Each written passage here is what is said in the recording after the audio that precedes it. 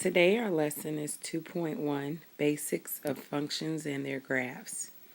Your learning goal is for you to be able to recognize functions from relations or equations and evaluate functions. So first let's talk about what a function is. Okay, we're going to look at a relation, and a relation is just a set of ordered pairs, as you can see with this example. And a function means that each element in the domain, and remember the domain are all the first coordinates, are paired with exactly one element in the range. And remember the range, those are the y coordinates. So if that is the case, then that relation is a function. And one way you can remember is this little song. If each x that you try has only one y, it's a function. So that means each x has to be paired with exactly one y. So if you look at all your x's, we have the ones in blue, 1, 3, and 5. And then they are paired with the ones in pink, which are 2, 4, 6, and 8. If you notice, we have more y values than x values, which means there is an x that is being repeated, which is the 5. So in this case, this is not a function.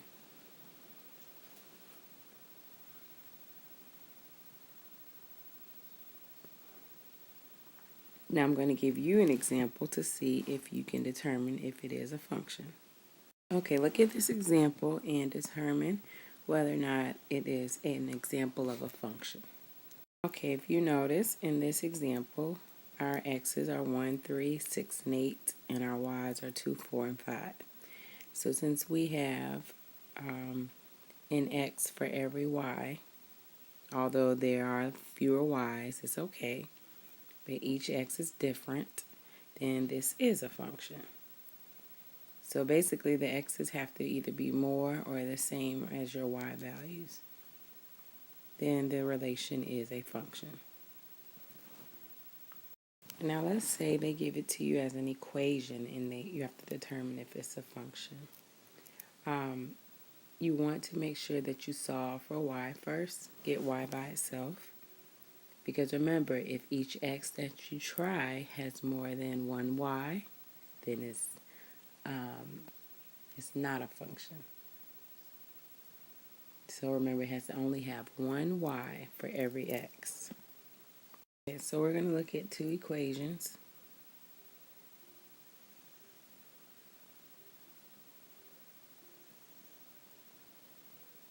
And we're going to determine if these are functions.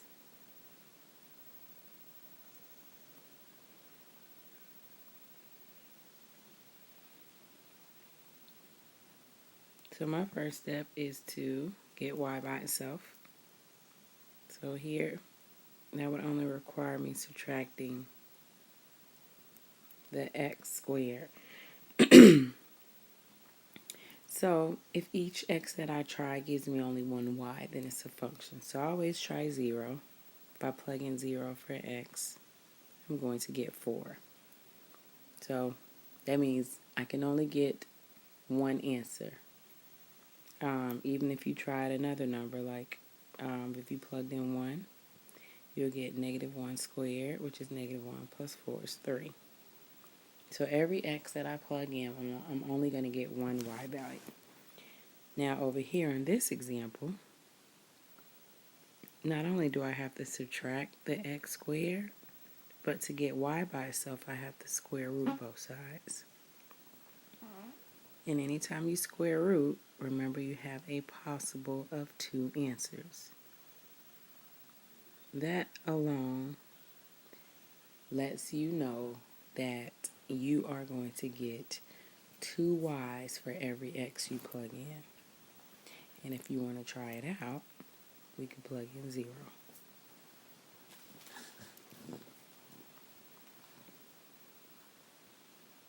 if I plug in 0 for x, I'm going to get the square root of 4 plus or minus, which will be plus and minus 2. That's 2y's.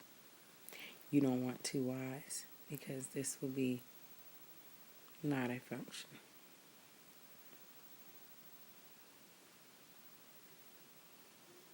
This one is a function. So the key thing that you're looking for is this plus or minus.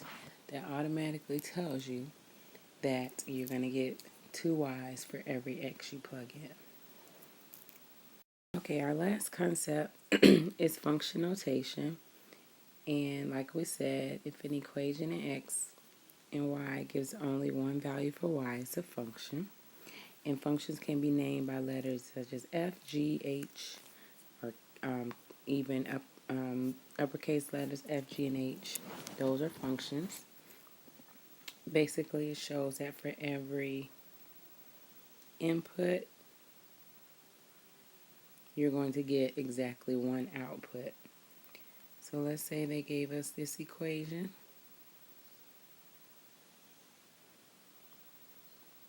And they want us to evaluate this function, and they're going to give you different values to plug in. And all you do is plug those values in for x into the given function. And remember, you should only be getting one output.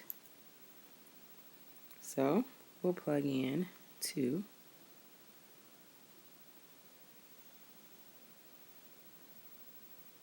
And if I work it out, I'll get 4 plus 6 plus 5.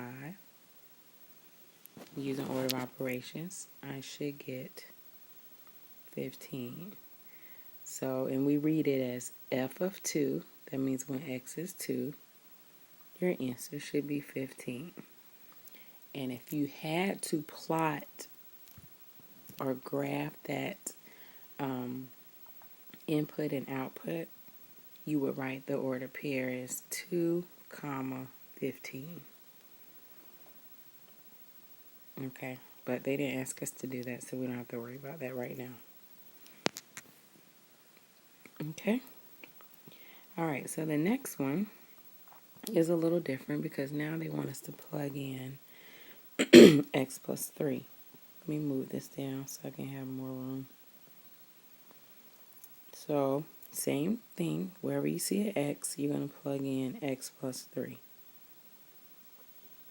And follow your formula.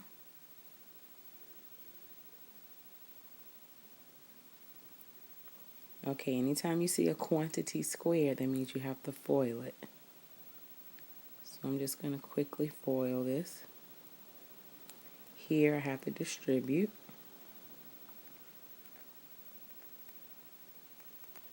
And now I'm just going to combine like terms. So I'll get x squared plus 9x. I have 9 plus 9 plus 5. And that should give me 23. So f of x plus 3 gives me that entire quantity.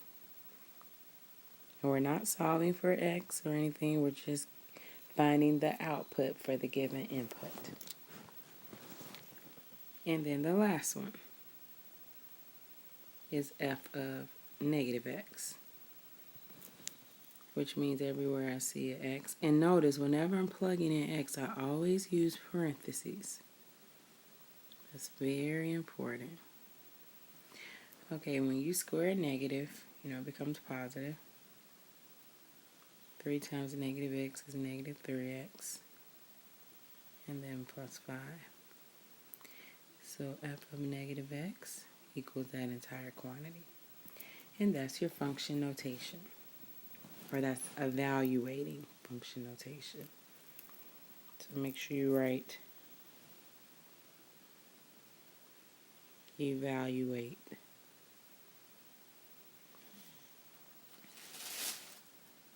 Or evaluating. And that's it.